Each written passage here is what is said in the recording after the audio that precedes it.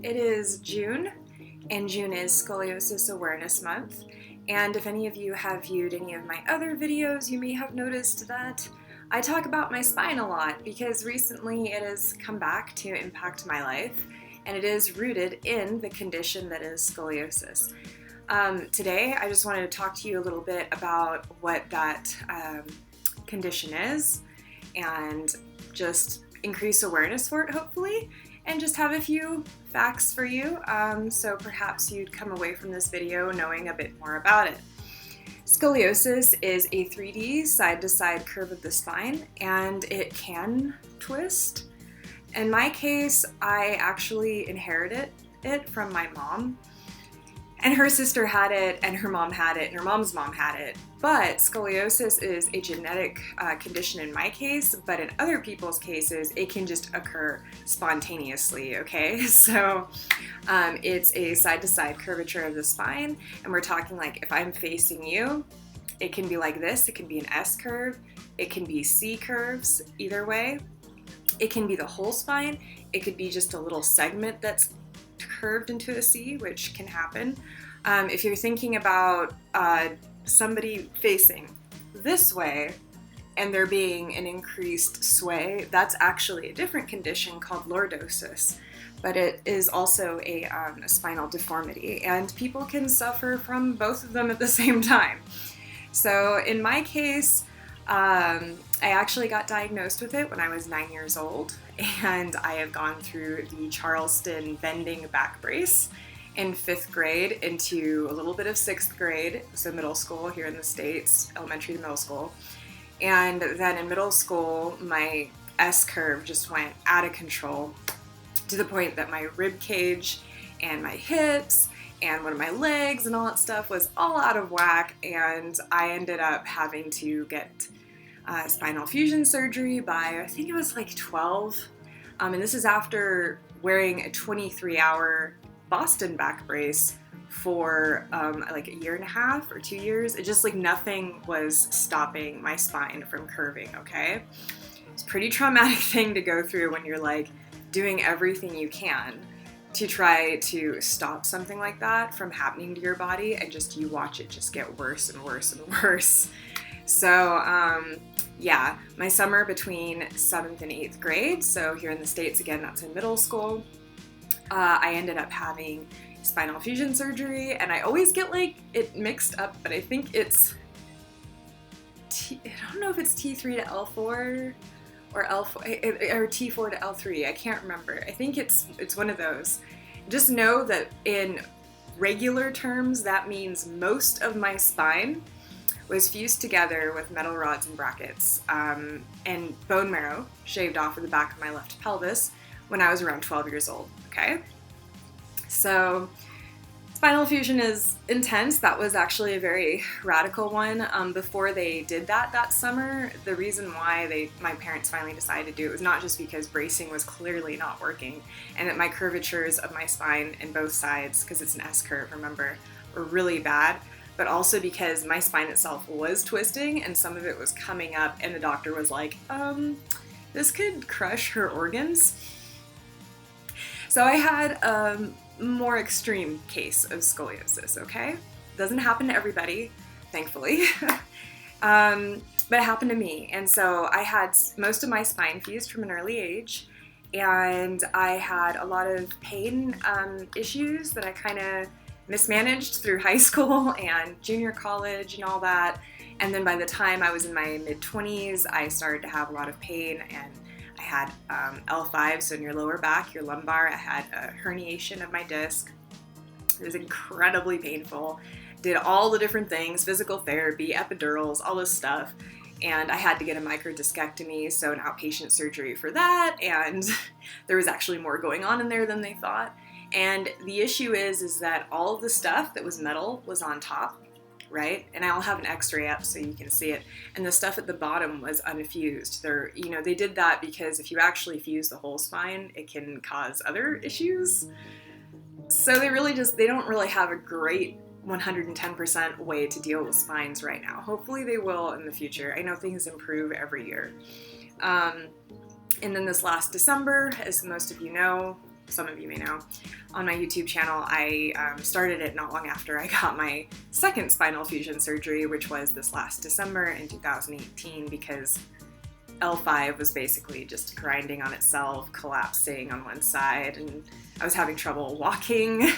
I got maybe 4 to 6 hours out of my day, productive that could be productive. It was awful. That was my life for several years here, and I had to use a cane sometimes.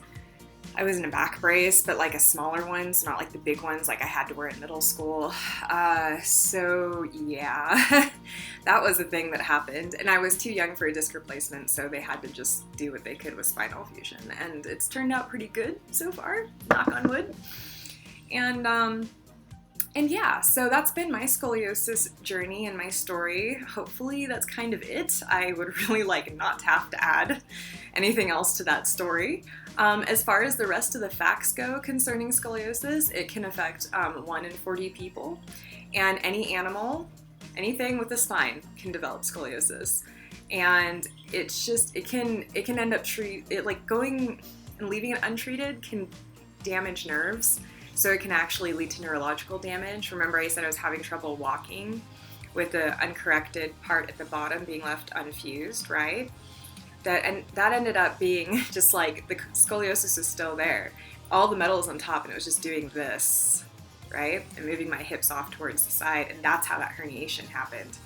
And before surgery, it was getting to where I couldn't feel like parts of my legs and stuff.